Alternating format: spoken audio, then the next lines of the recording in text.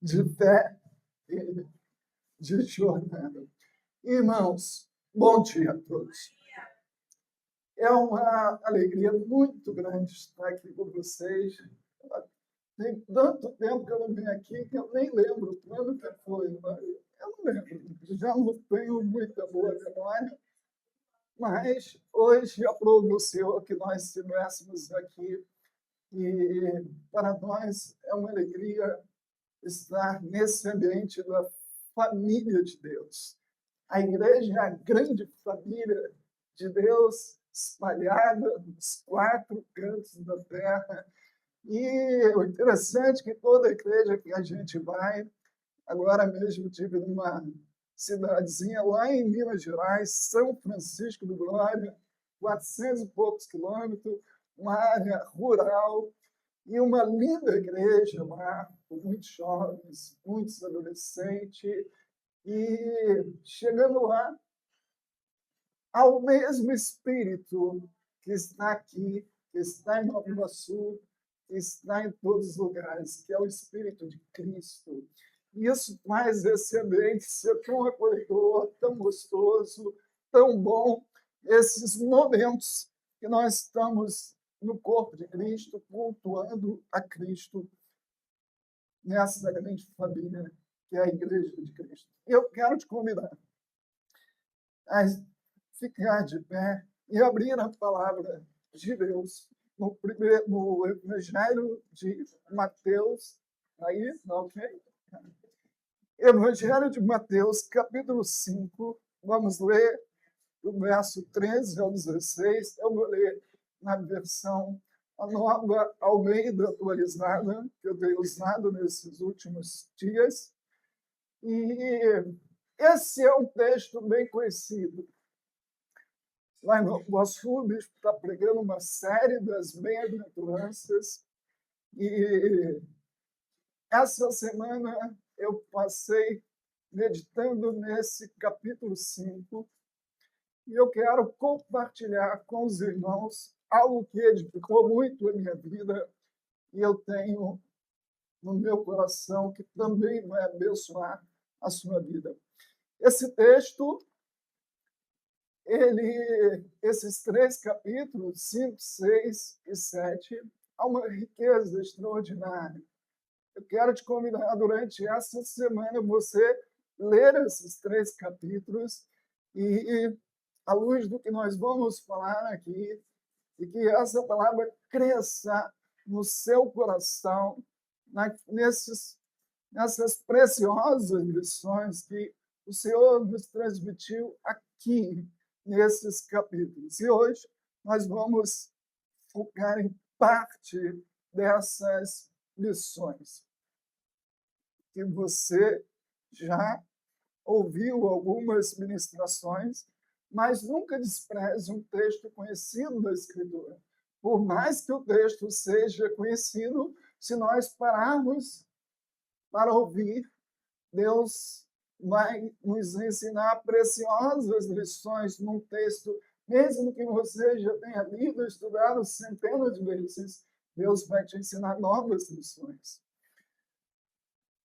Mateus 5,13. Vocês são o sal da terra. Ora, se o sal vier a ser insípido, como lhe restaurar o sabor?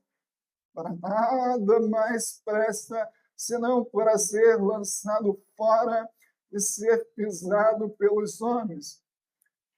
Vocês são a luz do mundo. Não se pode esconder uma cidade situada no alto de um monte, nem acende uma lamparina para colocá-la debaixo de um cesto, mas num lugar adequado, onde ilumina bem todos os que estão na casa. Assim, brilhe também a luz de vocês diante dos outros, para que vejam as boas obras que vocês fazem e glorifiquem o Pai de vocês que está nos céus. Senhor, essa é a tua palavra. E nós, como seus servos, já orou. Nós queremos que o Senhor fale conosco, através do seu Espírito. Amém. Poder sentar. Deixe, então, a sua Bíblia aberta nesse capítulo. Nós vamos voltar. Poder sentar. Queridos irmãos, esse texto que nós lemos, Jesus mostra aqui duas metáforas, duas figuras bem conhecidas da gente. E ele, então, usa essas duas figuras, a figura do sal e a figura da luz. E com isso, ele vai querer nos ensinar algo sobre a nossa identidade, quem somos, e algo também sobre a nossa missão, o que faremos. E quando eu li esse texto, ao longo dessa semana, à luz do seu contexto, eu pude, então, ver a grande seriedade e a grande urgência que nós temos de trazer ao nosso coração, de renovar na nossa mente a nossa identidade, o nosso papel, quem nós somos nesse mundo, qual é o nosso papel, qual é a nossa missão, o que Jesus espera de nós como cristãos que somos. E esse texto, então, ele vai nos ensinar algumas coisas sobre isso, sobre nós assumirmos o nosso papel. Jesus define o nosso papel aqui em duas palavras. E eu vou colocar essas palavras em dois verbos: salgar e iluminar. Você pode repetir? Salgar e iluminar. Salgar veio do sal. Iluminar veio da luz. Você não esquenta muito, porque eu sou meio professor. Então, eu gosto de ter, assim, a participação dos irmãos durante a pregação. Até porque é para ninguém dormir, né? Porque se eu não pedir a participação, você acaba cochilando. Então, para você não dormir, eu vou pedir que você participe. Não, Jesus usa aqui essas duas coisas muito importantes e muito valiosas naquela sociedade: sal e luz. O sal era tão valioso naquela sociedade, era tão importante naquela sociedade, que você já deve ter ouvido falar que os soldados romanos... não posso sair daqui. Se eu sair daqui, vou perder, vou ter que ficar preso aqui, então.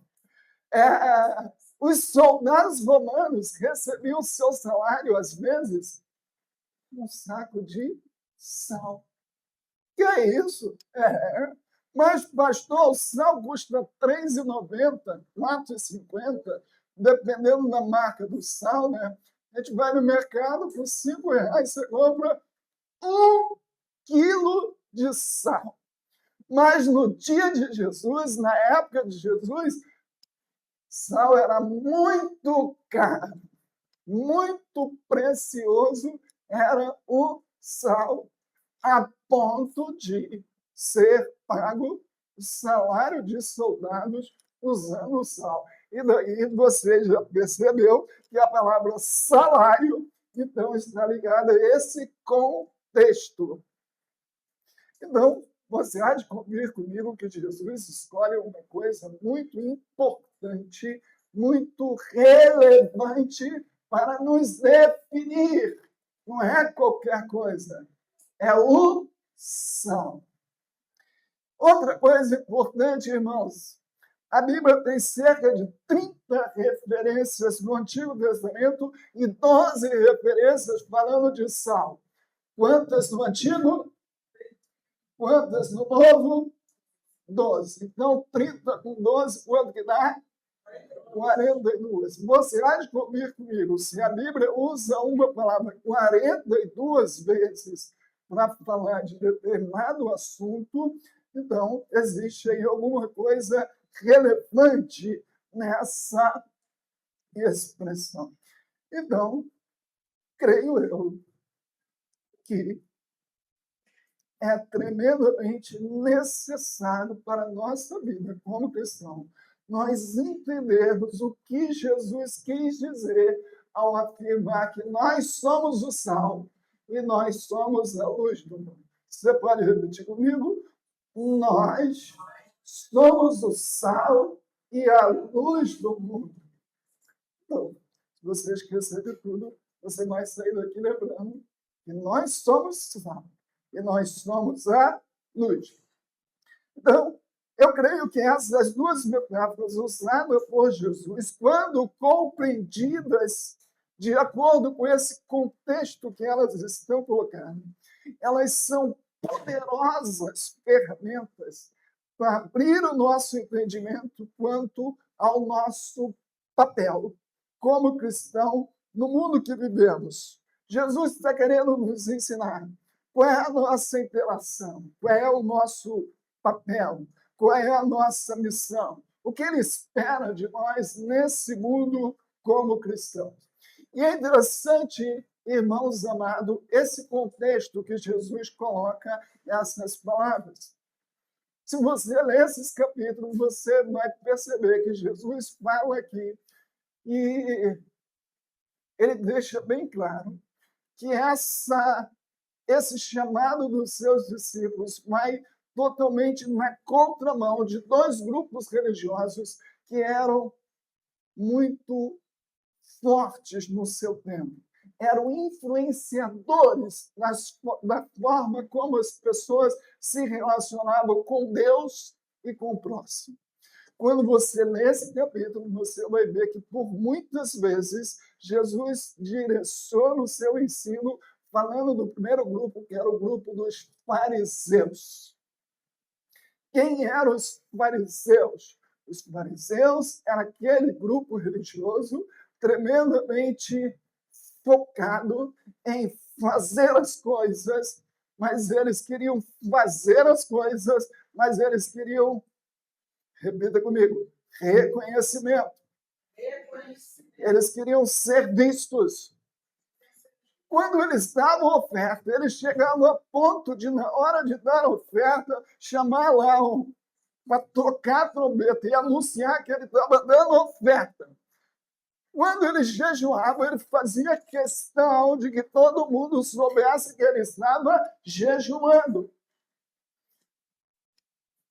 A teologia dos fariseus, a forma dos fariseus se relacionarem com Deus e com o próximo, eles queriam que aquelas pessoas vissem eles como homens piedosos. Eles queriam passar uma imagem de alguém que agradava a Deus. E eles achavam que aquilo que eles faziam traziam para eles o favor de Deus, ou que o que eles faziam tornava-os melhores diante de Deus.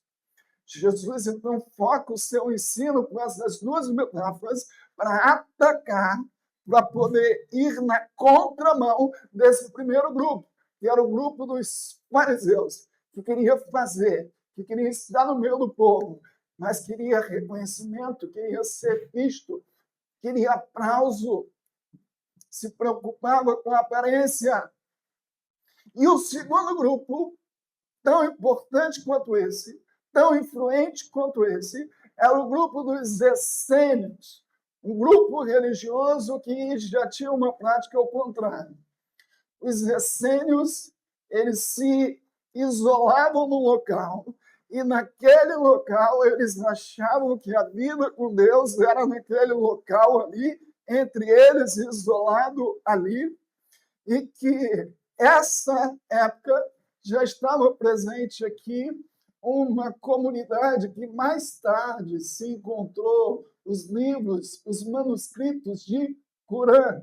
E essa turma lá do Mar Morto, à beira do Mar Morto, que eles ficavam, essa comunidade, alguns quilômetros ali de Jerusalém, mas cuja doutrina deles era a doutrina do isolamento, de se afastarem do povo, de se isolarem do povo e para viver entre eles em comunidade, e que, então, essa forma era a forma de se relacionar com Deus e com o próximo.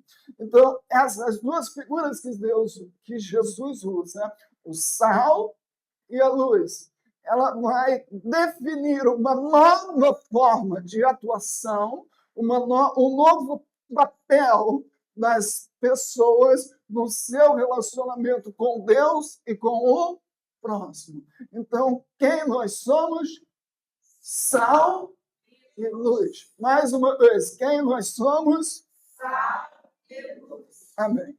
Então, à luz desse contexto, creio que nós agora podemos entender o que Jesus quer nos ensinar sobre o significado de sermos o sal da terra.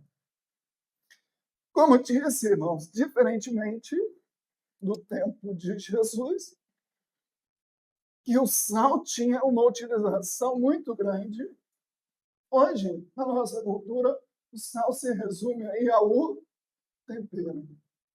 Na casa de todo mundo aqui usa o sal. E até quem não pode come sal.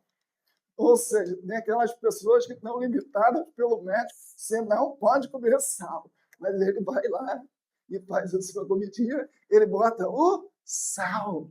Por quê? Porque o sal dá sabor. Duas das muitas janelas que nós poderíamos abrir para falar do sal. Vou seguir hoje apenas duas. Vou falar do sal como esse poder de dar sabor às coisas, ou o poder de influenciar, e vou falar do sal no seu poder de preservação. Vamos focar nesses dois pontos, porque senão a gente vai ficar aqui até meio-dia se eu falasse nas outras e outras utilidades que o sal tem na Bíblia, como suas propriedades terapêuticas, como o sal usado na oferta lá no culto, como o sal usado no incensário, mas tudo isso aí depois o pastor Alessandro vai falar com vocês aí. Mas hoje eu quero falar só sobre essas duas propriedades. Repita comigo. O sal tem um grande poder para influenciar.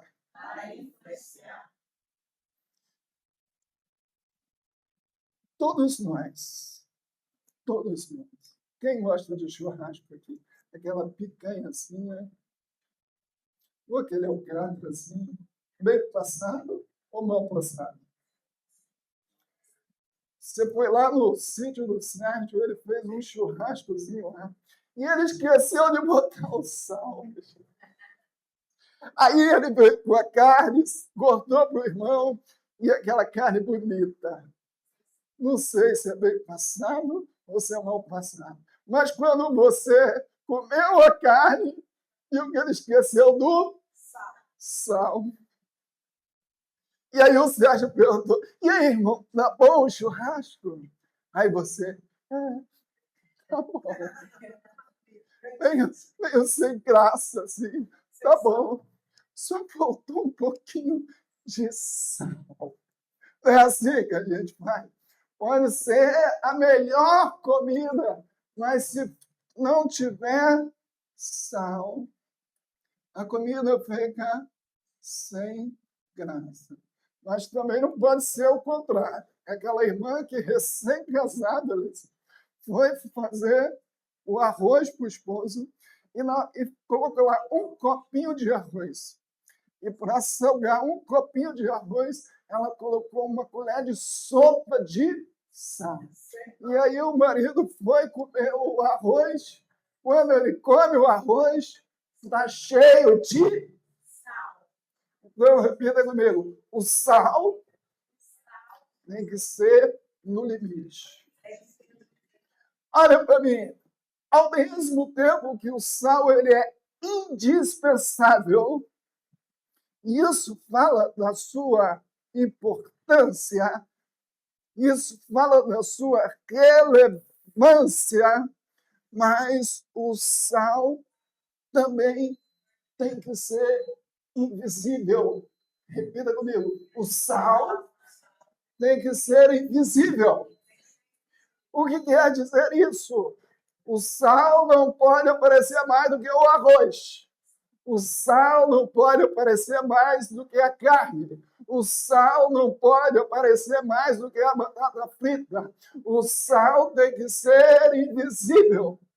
A finalidade do sal é uma finalidade complementar, uma finalidade instrumental. Ao mesmo tempo que ele é indispensável, o sal tem que ser invisível. E quem é que ele está combatendo aqui? Os fariseus. Quando ele diz que nós somos o sal da terra, ele está querendo dizer que você não pode, no seu relacionamento com Deus, ser como os fariseus. Os fariseus podiam ser tudo, menos invisível. Repita comigo. Fariseu não era invisível. Aliás, o glamour deles, a paixão deles era pelo reconhecimento. A paixão deles era pelo holofote. A paixão deles era para serem vistos. Queridos irmãos, o nosso papel como cristão, o nosso papel como igreja de Cristo, ao mesmo tempo que somos indispensáveis, ao mesmo tempo que somos relevantes, ao mesmo tempo que somos importantes, nós somos ou precisamos ser, repita comigo, invisíveis. A glória é de Cristo. O poder é de Cristo. A graça é de Cristo. A ação é de Cristo. A transformação é de Cristo. A adoração é para Cristo. Tudo na nossa vida tem que nos remeter a Cristo. E nós somos o quê, irmãos? Invisíveis. Repita comigo. Nós somos invisíveis. Mas não somos inexistentes, somos invisíveis. Não podemos desaparecer, mas também não podemos deixar de existir. Segunda coisa, o sal, ele é um tempero que em pequenas proporções ele tem grande influência.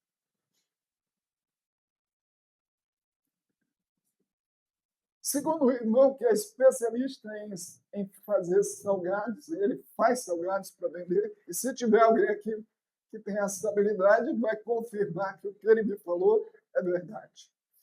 Para cada 1 quilo de massa de trigo, se você vai fazer uma pizza, se você vai fazer um salgado, disse ele, e eu confio que ele faz salgados para beber em grande quantidade.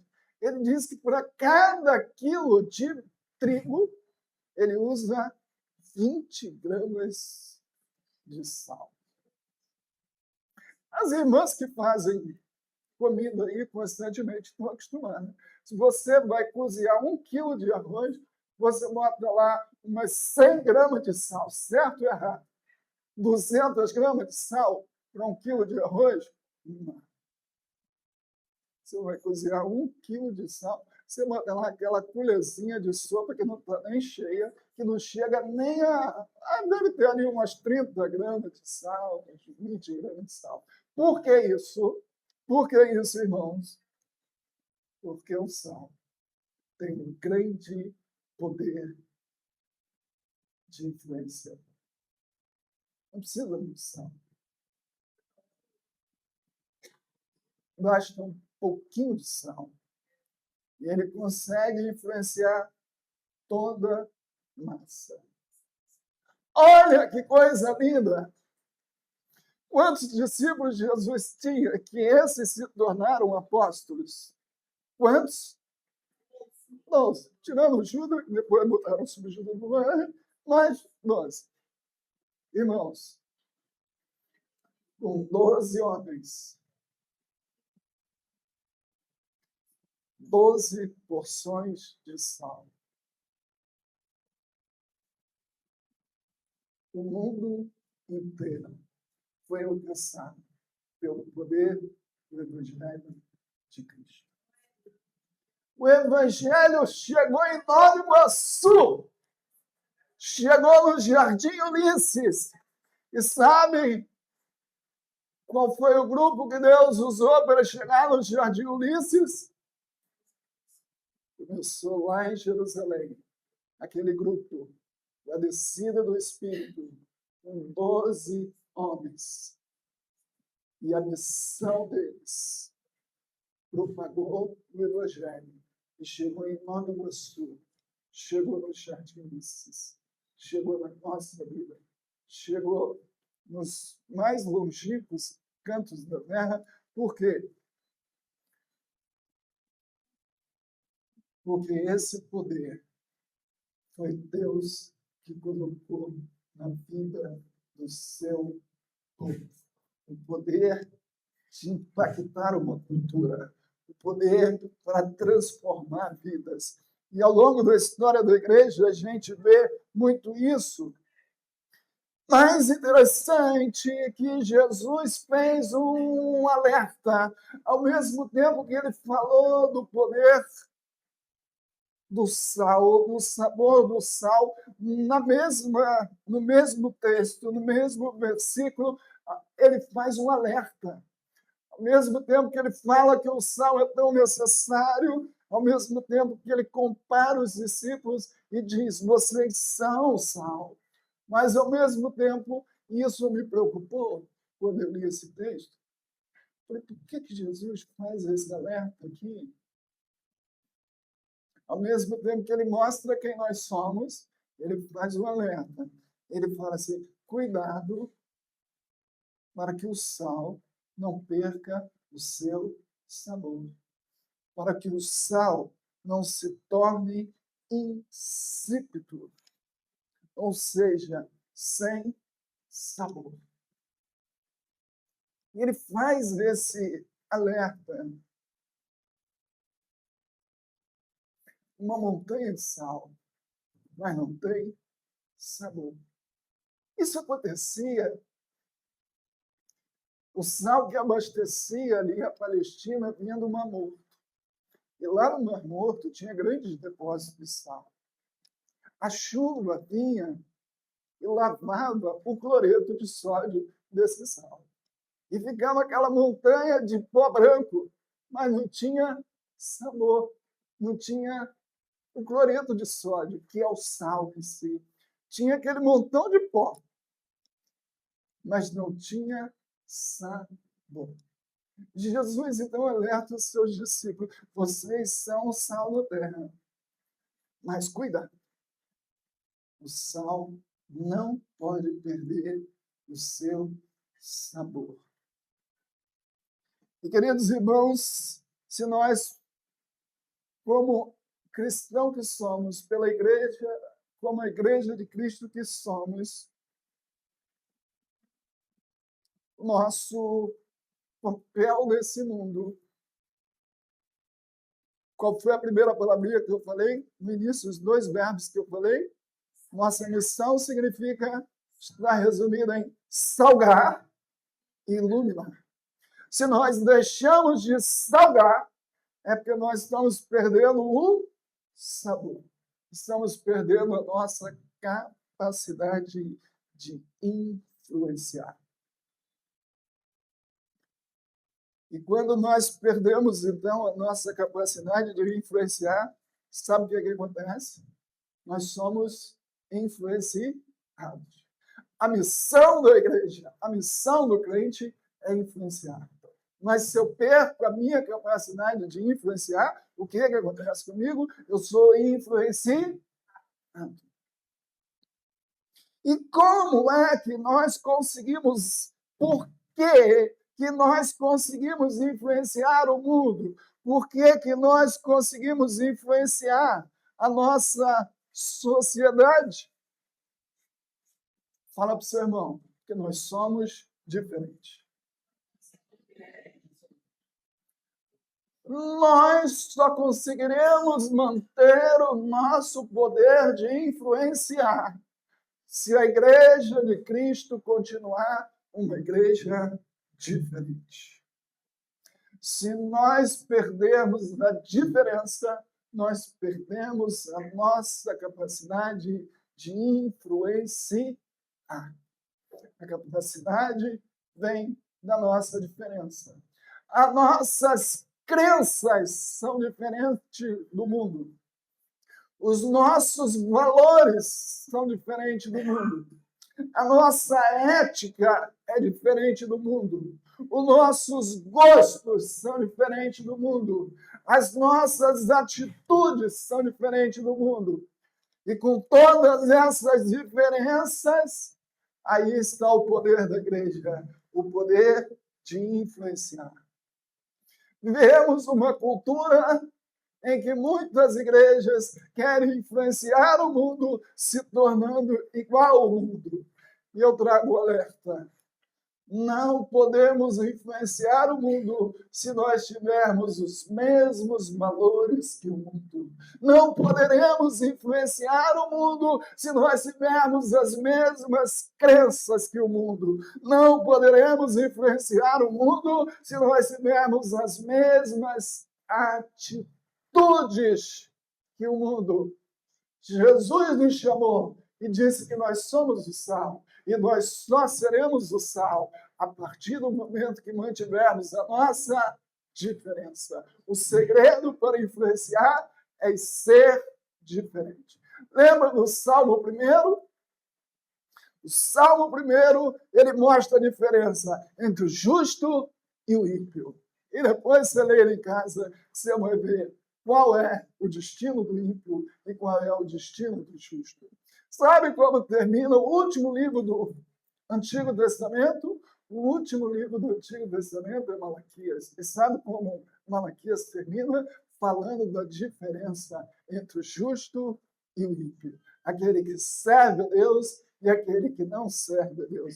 Então, repita comigo. O segredo do meu sabor. É a minha diferença. Então, querido irmão, aceite seu chamado, aceite sua condição, quer seja jovem, quer seja mais maduro. Todos nós somos chamados para sermos diferentes e para fazermos a diferença. E você pode louvar a Deus por esse chamado? Aleluia! Mas, queridos irmãos,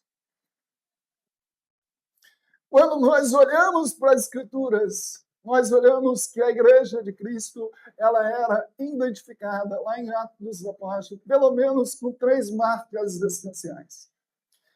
Quando você lê Atos capítulo 40, capítulo 2, eu vou ler, vamos ler, não fica eu só falando, não. Abre lá a sua Bíblia, vamos exercitar a leitura. Atos 2, 46 e 47. Olha como que a Igreja de Cristo era conhecida já no início dos seus dias. Atos 2, 42, 46 e 47. A igreja era marcada pela sua esperança, a igreja era marcada pela sua alegria, a igreja era marcada pela sua fé, a igreja era marcada pelo seu amor. E olha aqui, isso demonstrado aqui em Atos 2, 46. Diariamente, perseveravam unânimes no templo, partiam, 2,46. Partiam o pão de casa em casa e tomavam suas refeições de que forma? De que forma? De que forma?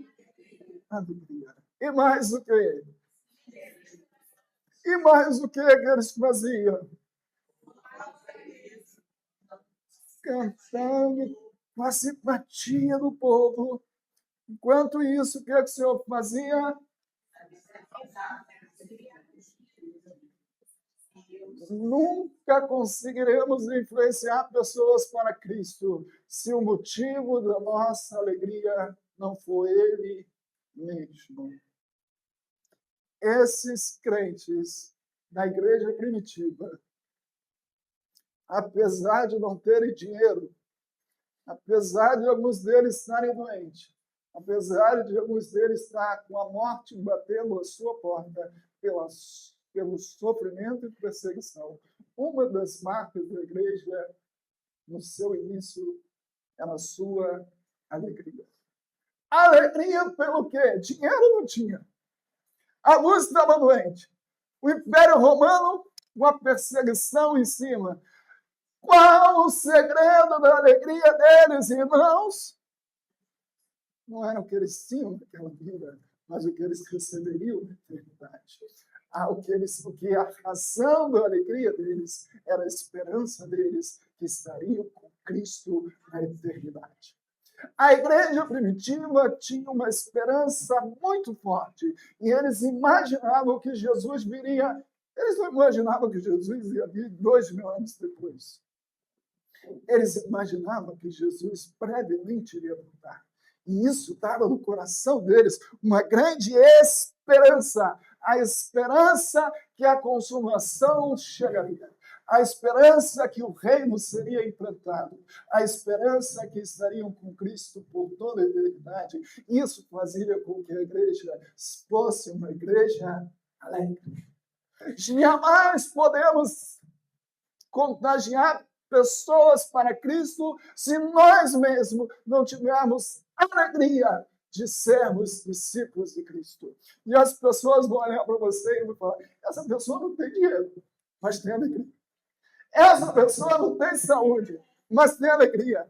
Essa pessoa não tem a casa bonita, mas tem alegria. Essa pessoa anda de ônibus cheio, mas tem alegria. Essa pessoa vai de trem para o trabalho, mas tem alegria. Essa pessoa é uma pessoa que é o templo do Espírito Santo. E o Espírito Santo habita no coração dela. E daí vem esse fervor no seu coração e vem essa alegria na sua alma. Queridos irmãos, influenciamos pessoas para Cristo com a nossa alegria.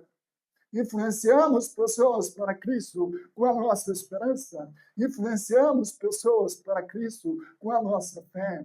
E nós influenciamos pessoas para Cristo com o nosso amor. Era isso que nós vimos. A igreja não exercerá sua influência pela força. A igreja não foi chamada para poder pegar armas, para fazer passeatas. Não. A igreja não foi chamada para conquistar o poder político. Aliás, quando a igreja conquistou o poder político, ela se corrompeu na história.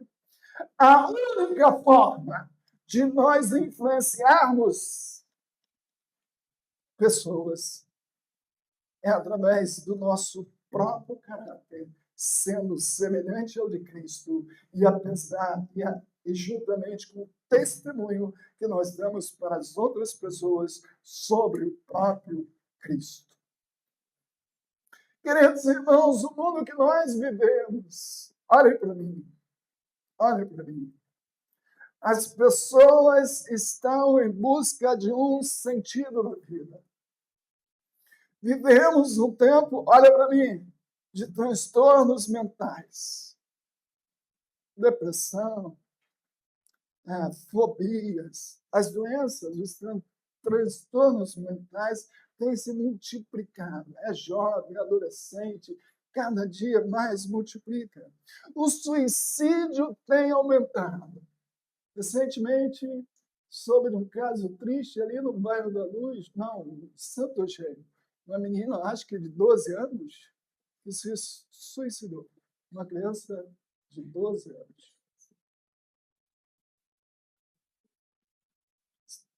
O primeiro país em suicídio no mundo é a Índia. Altíssimo. O segundo país é a economia mais forte do mundo. A China é o segundo país em grau de suicídio. E a terceiro país, é um dos mais desenvolvidos do mundo, é uma potência bélica do mundo, mas os Estados Unidos está no ranking de terceiro lugar de país onde tem mais suicídio. E não fique pensando que o Brasil está muito longe. Não anotei a posição do Brasil, mas ele também está bem perto do grande índice de suicídio. Queridos, as pessoas têm uma linda casa, mas não têm um lar. As pessoas têm um grande salário, mas não têm prosperidade. Olhem para mim, as pessoas têm conhecimento acadêmico, mas não têm sabedoria. As pessoas vivem rodeadas de amigos, mas se sentem só. As pessoas têm fama, mas não têm dignidade. As pessoas têm diversão, mas não têm alegria. Vivem uma vida independente, mas são escravos dos seus vícios, escravos dos seus pecados, escravos dos seus instintos. Elas compram tudo que quer, aqueles que têm dinheiro, mas não têm contentamento. Sabe por que isso acontece? Porque a vida deles está faltando sabor. A vida deles está faltando sentido. E aonde que está o sentido? Na sua vida, na minha vida, na nossa vida. Nós descobrimos o sentido da vida. E esse sentido se chama Jesus Cristo. Você crê nisso? Ele é o sentido da sua vida. E eu vou perguntar mais uma vez, qual é o sentido da nossa vida, irmãos? Jesus Cristo. Não, está fraco. Está fraco. Acho que você está bem convencido. Vou perguntar de novo, qual é o sentido da sua vida? Jesus Cristo é o sentido da nossa vida. Jesus Cristo é o sentido da nossa vida. Mas não vou falar no segundo, porque eu já falei demais. Né? Que hora que deu? Foi em cima do seu. 10h20? Não é 10 horas que acaba o culto? 10h30? Ih, só tenho 9 minutos. Eu tenho um problema. Eu fui pregar na minha igreja. Nossa. Cheguei lá na igreja, o relógio estava quebrado. A igreja lá em Queimados. Cheguei lá, o relógio quebrado, e eu não tinha levado o relógio. Eu falei, e agora? Bem, quando acabar a mensagem, eu acabo de pregar. Aí preguei 1 hora. Falei, ai, Jesus, coitados dos irmãos. Mas não vou pregar agora. Fica tranquilo. Queridos irmãos, as duas palavras que definem nossa missão, quais são os 2 verbos que eu falei no início? Salgar e iluminar. Então, Jesus usou as 2 metáforas, luz e sal. Falei do sal e vou encerrar falando da luz. A segunda coisa que Jesus usa para definir quem somos e qual o nosso papel, ele diz que nós somos a luz do mundo. E é interessante lembrarmos que nós só somos a luz do mundo porque ele mesmo falou que ele mesmo era a luz do mundo. Em João capítulo 8, versículo 12, João capítulo 1, versículo 6 a 9, das muitos textos que nós poderíamos usar, Jesus falou, eu sou a luz do mundo. E porque ele é a luz do mundo, a luz que há nele reflete na nossa vida, reflete no nosso coração. Diga para o seu irmão, você não tem luz própria. A luz que nós temos vem dele. E porque ele é a luz do mundo, ele então utiliza essa metáfora para descrever o seu povo, para falar do nosso papel nesse mundo, descrevendo que nós somos a luz do mundo. E é interessante observar que, enquanto a metáfora do sal nos leva a pensar na invisibilidade das nossas obras, na invisibilidade, na imperceptibilidade, que é o caso do sal. Na segunda metáfora, é exatamente o contrário. A luz é algo que ela é vista por todos.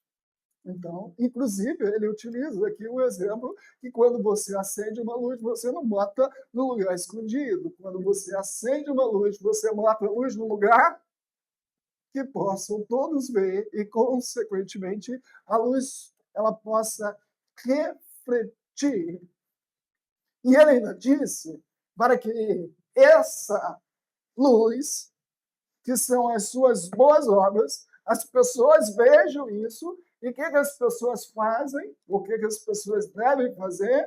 Repita comigo. Glorificar o Pai. Olha que interessante. Então, queridos irmãos, todos que realmente estão em Cristo têm a sua luz refletindo na sua vida, a menos que, por nossa conta, nós tentemos esconder a luz de Cristo. E quando que isso acontece? Quando que a gente tenta, isso chamou a minha atenção, quando que nós, apesar de sermos discípulos de Jesus, quando que a gente tenta esconder a luz que está em nós? Nós escondemos a luz que está em nós, irmãos, quando nós tivermos oportunidade de falar, de defender nossa fé. E fizermos hoje, irmos como Pedro. Lembra de Pedro lá, que ficou com medo? Eu não sigo Jesus, não. Eu nem conheço ele.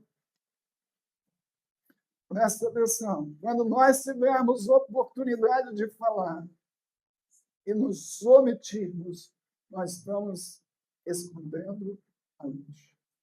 Quando nós temos a oportunidade de defender nossa fé, de compartilhar o Evangelho de Cristo, e não fazemos, nós estamos escondendo a luz. E essa semana eu li uma história que muito me chocou e me envergonhou. A história foi do pastor John, não do nosso pastor John. Quando o Titanic afundou em abril de 1912, todo mundo conhece a história do Titanic. Naquele navio tinha um pastor chamado John. O pastor John pegou sua filhinha de 6 anos, que estava no navio com ele, e colocou a filhinha de 6 anos em um dos poucos botes de salva-vidas que existia naquele navio. O pastor John conseguiu colocar sua filhinha, e o pastor John conseguiu um salva-vida, um colete salva-vida. E quando já estava ali, então, o navio naufragando, ele já estava na água, o pastor John pega o seu colete e dá para outra pessoa.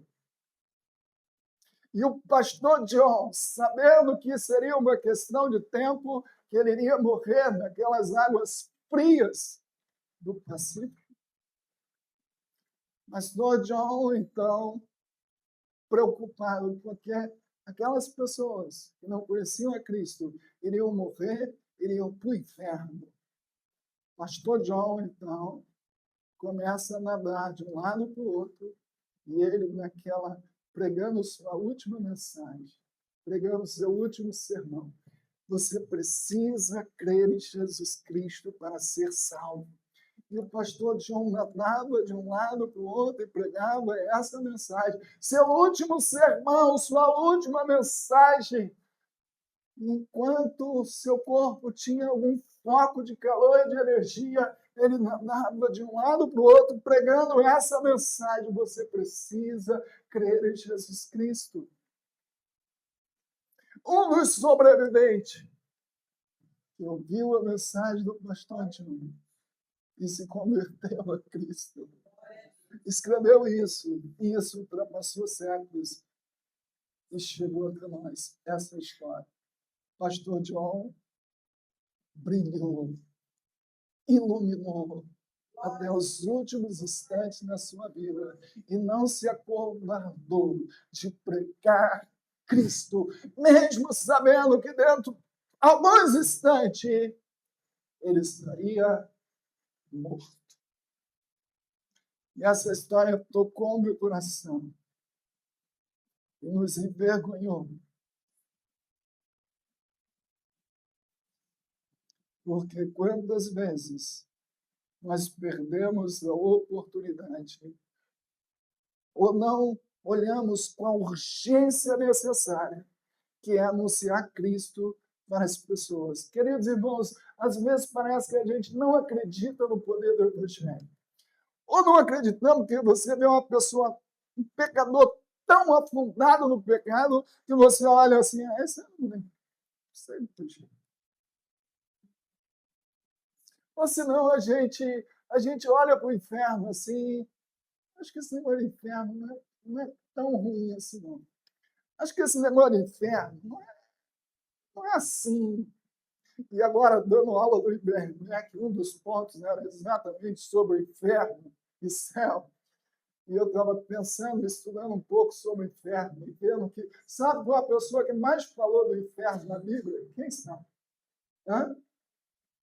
A pessoa que mais falou do inferno, você sabe quem foi? Jesus. Foi quem mais pregou sobre o inferno. E o pastor John, nos seus últimos atos, pregava, pregava, pregava, pregava, anunciava, porque ele cria que o inferno era algo real.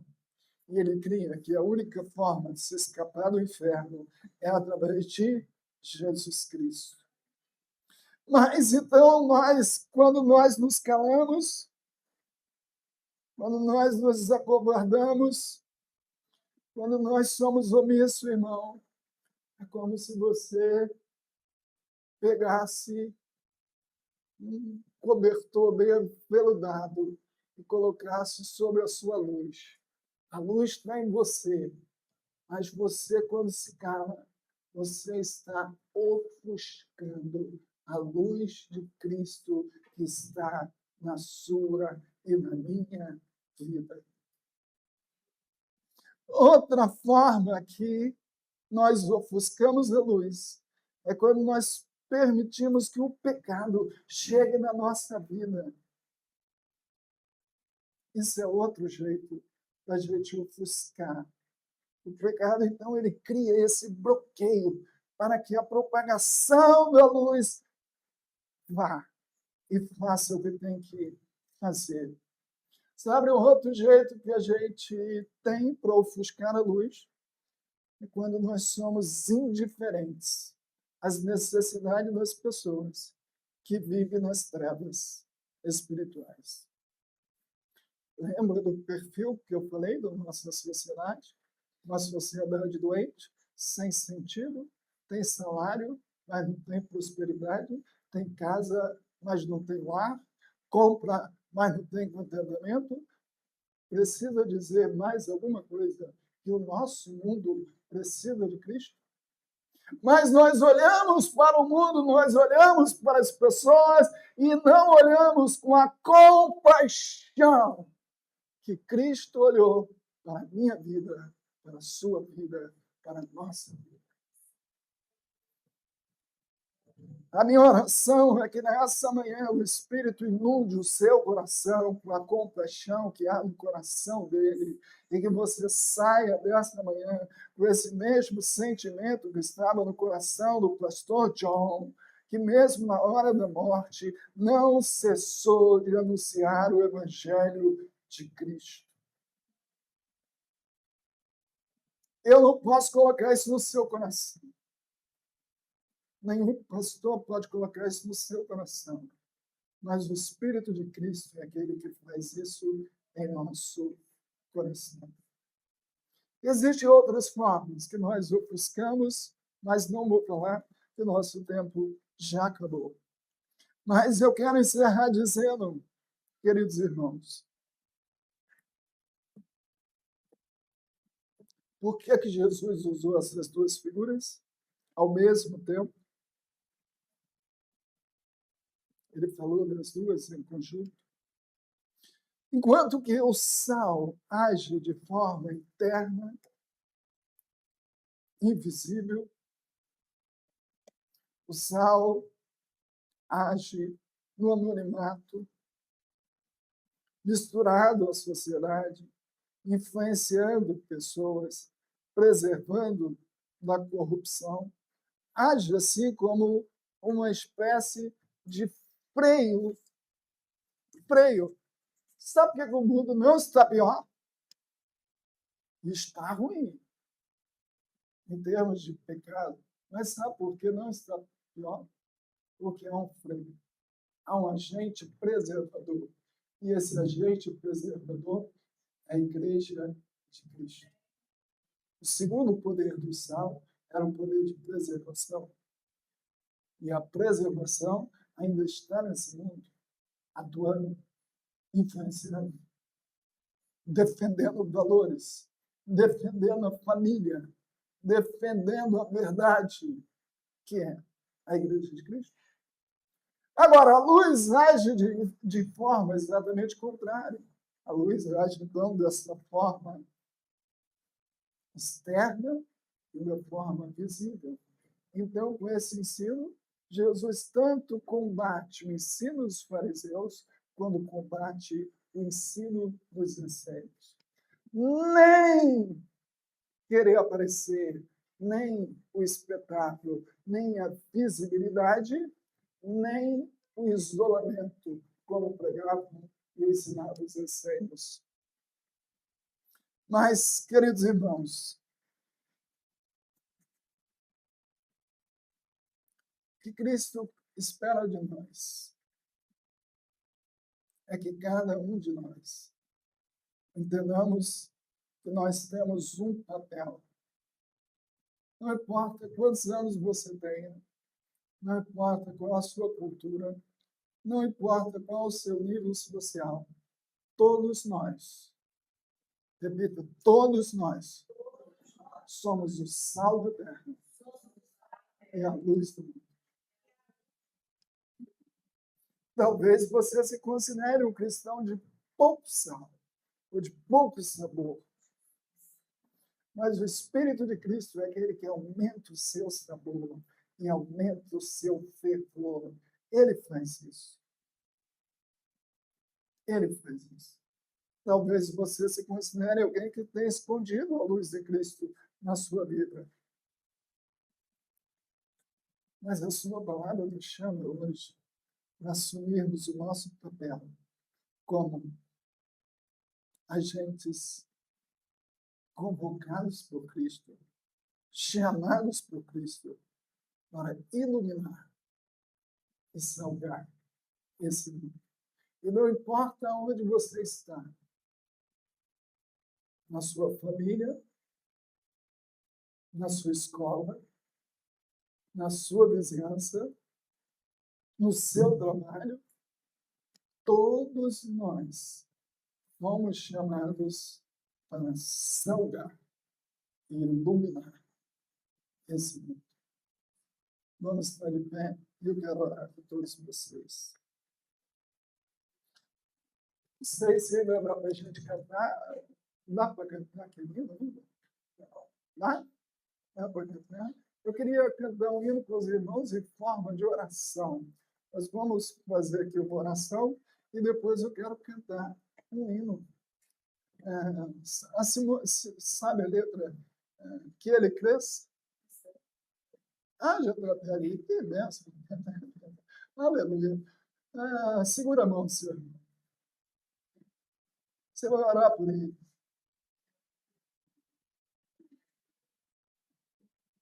Você sabe o que você vai pedir para ele?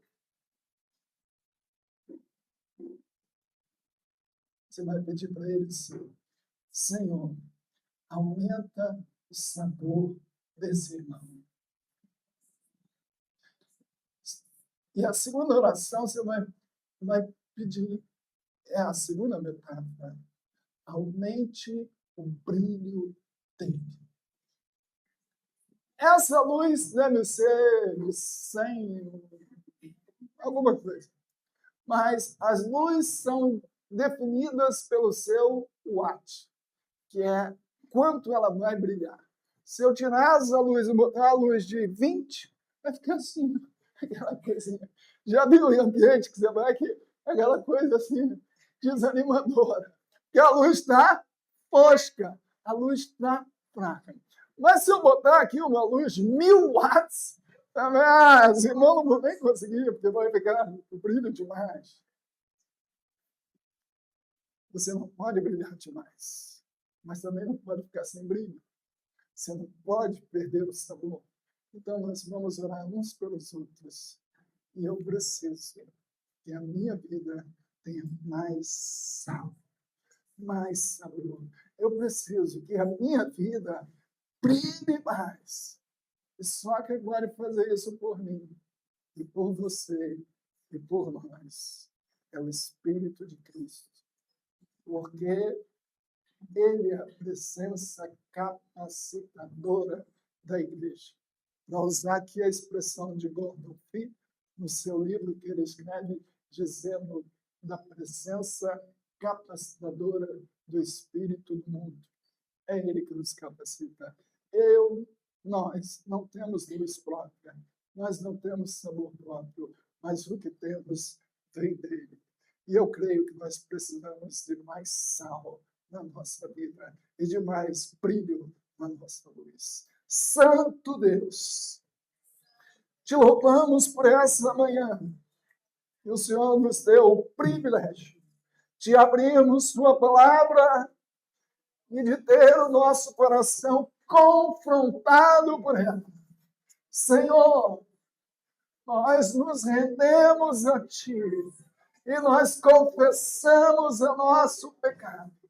E nós confessamos a nossa impossibilidade. E queremos declarar, ó Deus, o quanto precisamos de Ti para que nós possamos iluminar e salgar esse mundo.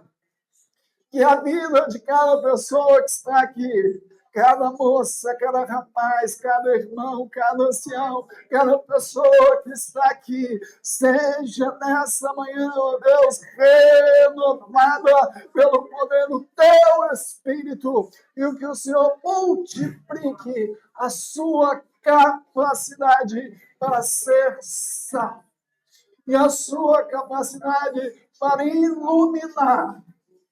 Ó Deus, essa é a nossa oração, porque nós precisamos mais, nós precisamos mais, nós precisamos mais de Ti.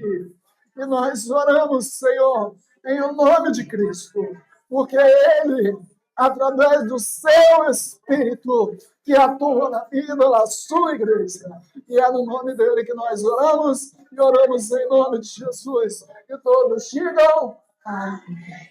Vamos cantar aquele louvor como parte da nossa oração.